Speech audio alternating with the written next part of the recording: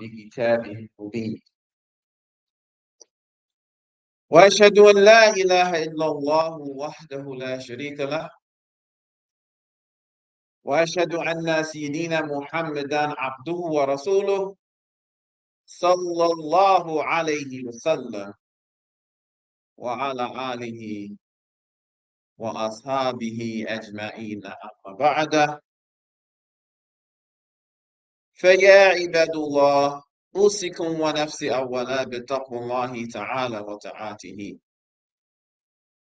That is, all praise is due to Allah, who has united the hearts of the believers, Islam, and He has obligated us to remain united, and He has forbidden that we become separated in His book, which is most high.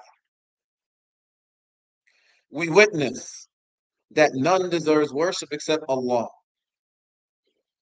who's one alone, having no partners, no associates. There is none like or comparable to Him.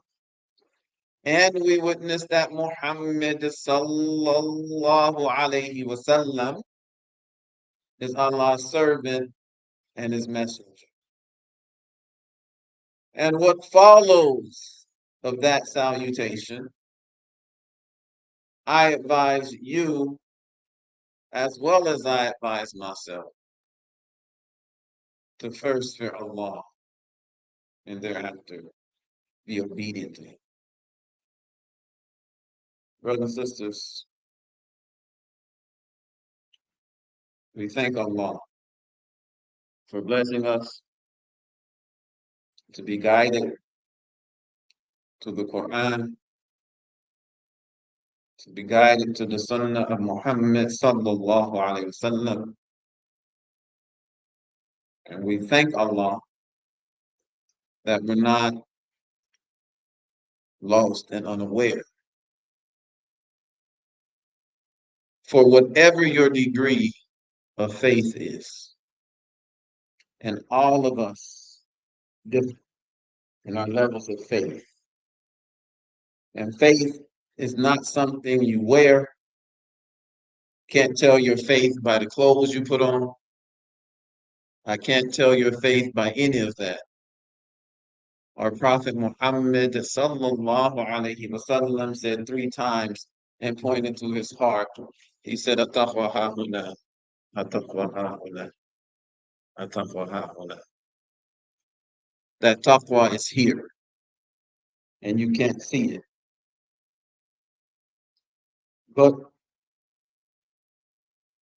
And I must say, because when I was growing up, the whole generation of Muslims before me,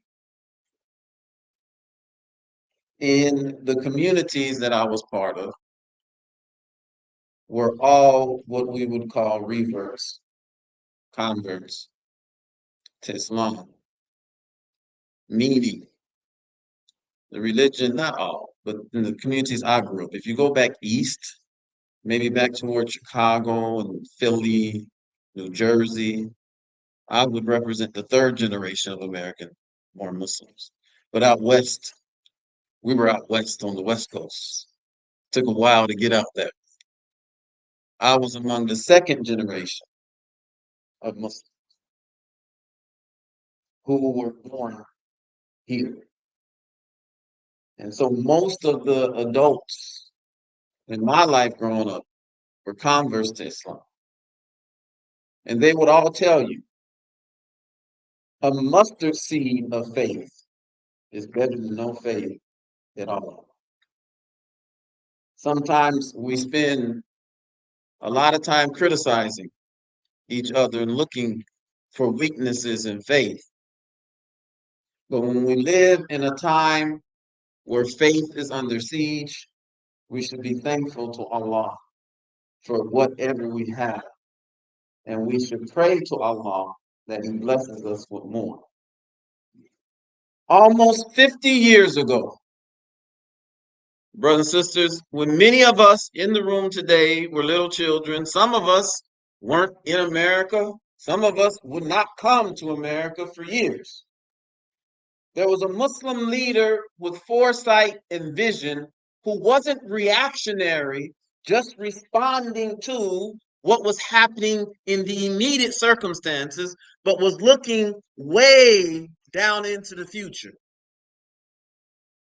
And that Muslim leader who was looking way down into the future and asking himself, what would be the condition of Muslims in America 50 years from now? This was 50 years ago, 48 years ago, 48 years ago. Looking way down the road. What will the condition for Muslims be way down the road? And in 76, there was no way you could predict what you see today. There was no way. There was no way you could predict hundreds of masajid all across these major cities. Back in the 70s, you were lucky to have 2 or 3 in a city. Now they're all over the place. But a leader with foresight and vision said, we have to embrace the protections that are afforded to religions in America if there's going to be a free practice of religion for Muslims down the road in America. And he picked up the American flag in 1976 under heavy criticism and encouraged us to take our citizenship and own it. And that same leader, and I'm talking like this because it's very important that we look down the road, brothers and sisters. We're so reactionary as a community. We're so reactionary. We're not looking 10 years from now, 20 years from now, 30 years from now. We're so reactionary. He said, pick up your citizenship rights. Now, all these years later, everybody's running for office. People are in Congress, mayors, everything. But way back in 1976, no one was talking or seeing or predicting that. Yet had Allah not blessed him with the vision and foresight to think about the future, you and I would not be in the set of circumstances that we're in.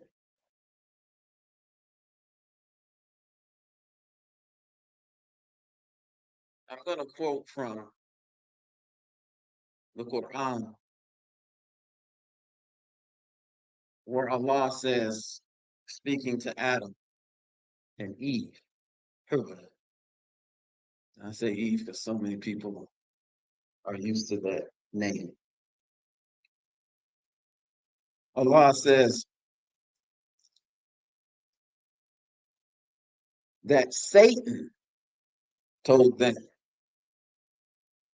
This was what Satan was tempting them with, or what he was suggesting to them as he tried to influence them.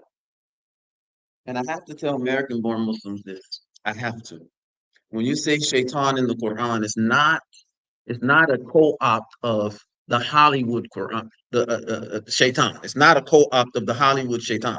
See, when you're born, raised, or you're born in America, you may be used to Hollywood and stuff like that. There's this caricature of the devil, right? Some horned creature in the middle of the earth with horns and a deep voice with red and a pitchfork. Some of y'all look at me like I'm crazy, but this is what people used to think.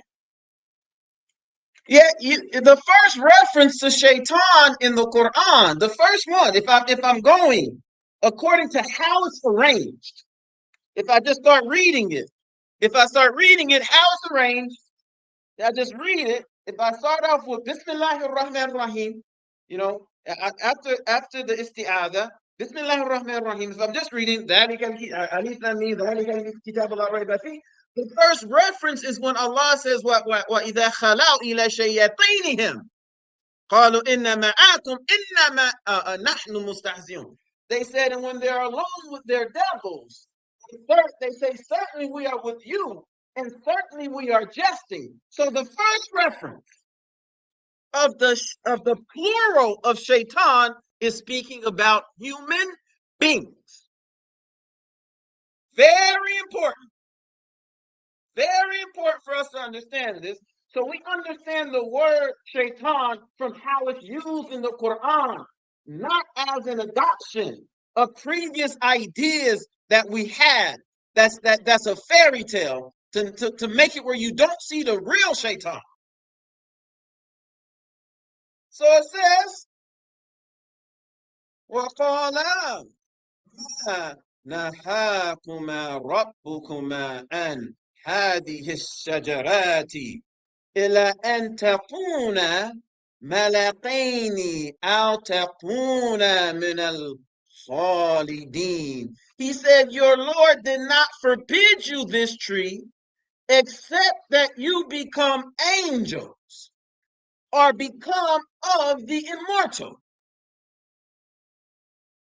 Now, we can look at that as us as individuals, but it also is referring to a mindset, a frame of mind, a frame of thinking, of rulership, dominance, and control. Now look all around the world, and look at the history of dominance. Look at the history of pilfering. Look at the history of indigenous peoples being robbed, pilfered, and dominated around the world. And then look at images in religion. And when you do that, you will see and you will understand that some groups believe they are closer to God, and some actually believe that they are in the position of God on earth.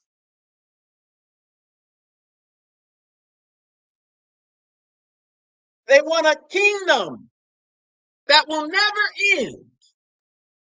Now, Nazi Germany,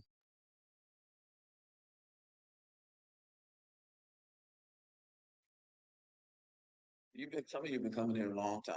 You say, why is Imam teaching like he ain't never taught like this before? Times have changed. Reality has changed. Do we think we be left alone?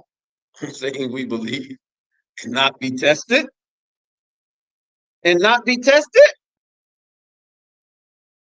Nazi Germany called themselves the 1,000-Year Reich. Think about that. The 1,000-Year Reich means we're going to rule for 1,000 years. This was a mind frame.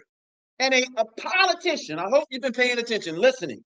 I was listening. A politician, American politician, said it very recently. He said, I know those guys.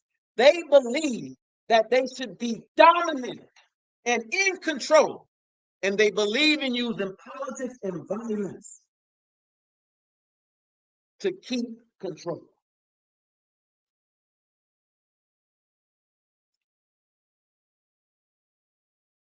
So the period that we're coming in is not new. It's born of a mentality expressed by the shaitan.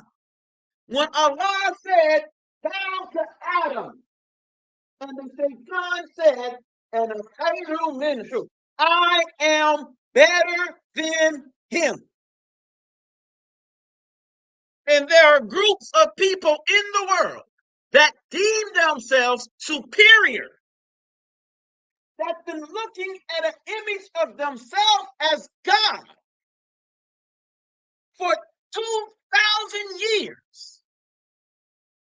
What does it do to a psyche of a human being to look at a picture of himself as God for 2,000 years? And then what does it do to the psyche of those who have been dominated and oppressed when they look at the oppressor as presenting himself as God for 2,000 years? So I'm not going to say any party names or anything, but I cringe when I hear us say we're Democrat, us when we say we're Republic, us when we say we have to vote a certain way because we belong to a certain political party. I'm speaking for myself. I'm not Democrat and I'm not Republican. Neither one of those political parties own my soul. I vote for a candidate that I feel is best for the interest of securing the best set of circumstances for human life.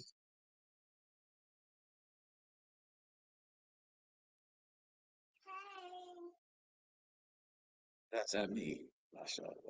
Imam Ameen.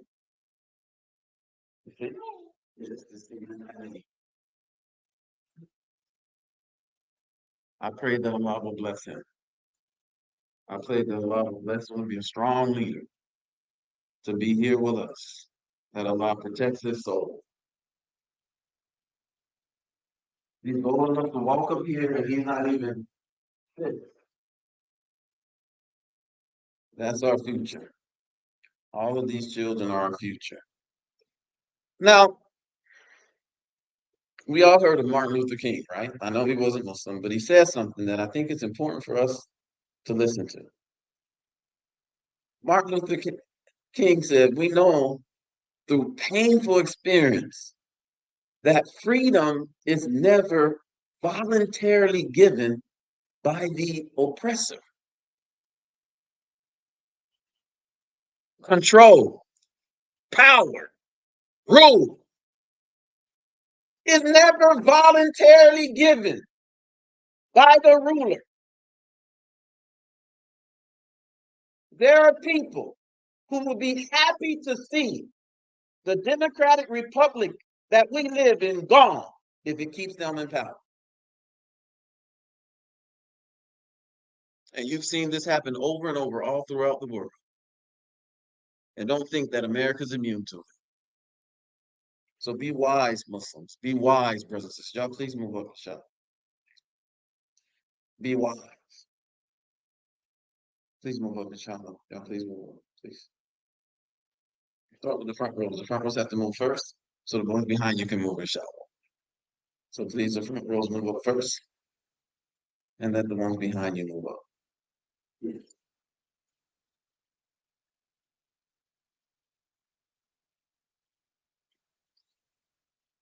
But brothers and sisters,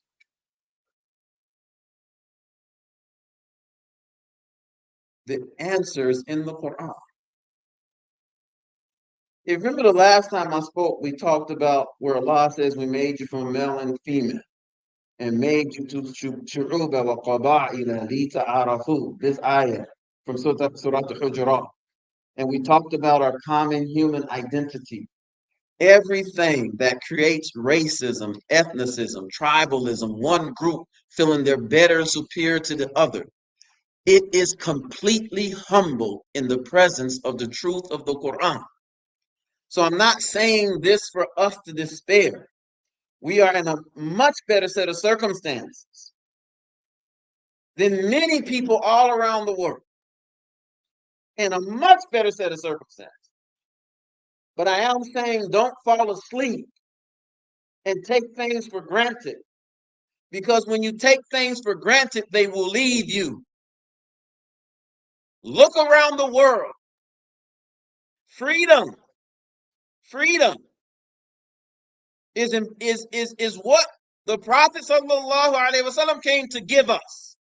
He came to free us from racism, ethnicism, unjust rule, tyranny, oppression. He fought oppression. He fought tyranny. He liberated the mind. He liberated the spirit. He liberated that. Muhammad sallallahu alaihi wasallam comes to remove out of these artificial things that's built up to oppress and keep down the human spirit, and to have one man dominating, controlling, ruling, oppressing, and taking advantage of another man by reminding us through the Quran that we all came from a male and a female, and that we are all a human family. But Satan influenced some of our relatives. He influenced them into believing that one group is better and superior to the other group. Let's just ask Allah that we're not of the ones who have that mentality that we think that we're better and superior to the other person. And know that if that's us, pray to Allah. Let's ask Allah to forgive us and guide us. But know that that thinking is in the world, and that thinking manifests itself. So the things that you're seeing right now with the rise of certain groups and certain hate and certain supremacist groups and certain violence that you're seeing in the world right now, it's just a resurfacing of something that we've been challenged with as human beings for a long time. Islam is the answer. The Qur'an is the answer. And because we are Muslims, we are ambassadors of that answer. We just have to do everything we can to establish it among ourselves. So when people come around us, they see freedom, they see equality, they see justice, they see love for your fellow human being. They see that we are people who love that we're not supporters of oppression and all those type of things. And we'll stand out as a brilliant beacon of light, offering those who have been given us other alternative that does not respect freedom, that the Muslims, the Quran, and the life example of Muhammad sallallahu alaihi wasallam believe in. So do not despair. Allah is with us. Do not despair. Allah is with the just. Do not despair. Allah is against the oppressor, and Allah is with the oppressed. Do not despair. The human spirit has risen up against oppression many times in the past. We just have to be aware and pay attention so that we can make sure, like that Muslim leader in 1976 who picked up the flag and told us to earn our citizenship, thinking about us here today, 50 years later, we have to think 50 years down the road and ask ourselves, what will the condition of the Muslim community be? أقول قولي هذا أستغفر لي ولكم ولكم.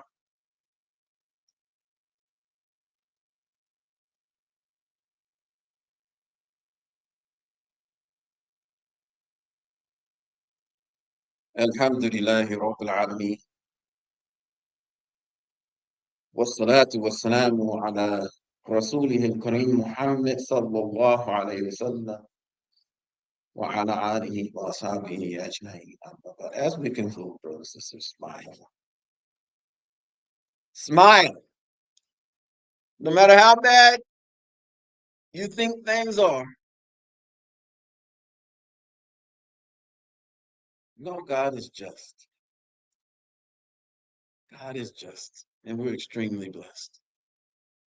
Do you know how many people can't do anything? How many people can't work against injustice? And I'm going to say this and I'm going to conclude.